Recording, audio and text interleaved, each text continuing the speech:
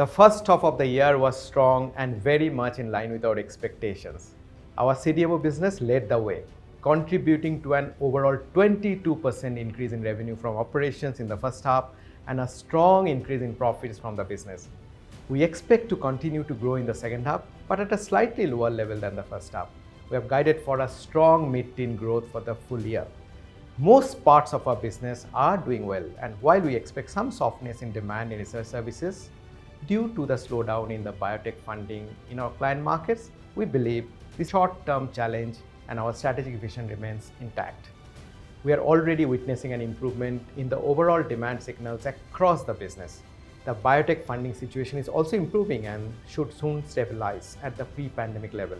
These should then translate into an improved growth performance in a few quarters from now. In the recent past, our growth has been driven by the CDMO business, and we continue to add capabilities to strengthen this part of the business.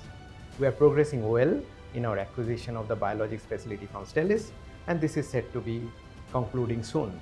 Our long-term partnership with Zoetis in biologics manufacturing is also going strong. We have launched a new generation quality control laboratory that will play an important role in maintaining the high standards that underpin all of our biologics operations. We have also introduced a non-GMP facility to meet market demand for agile, cost-efficient, early-phase development and manufacturing of small molecules. We'll continue to invest and ensure that our CDMO business emerges as a strong and competitive player in the global market. Our research divisions, which includes discovery services and dedicated centers, showed sustained business performance. We'll continue to invest in discovery services to build both capacities and capabilities. We are expanding our campus in Genome Valley, Hyderabad, and with the purchase of land parcel adjacent to our existing facility, we have demonstrated our commitment towards growing the discovery services business. We have also established a state-of-the-art compound management facility in Hyderabad and a microbiology lab in Bangalore to enhance our research services.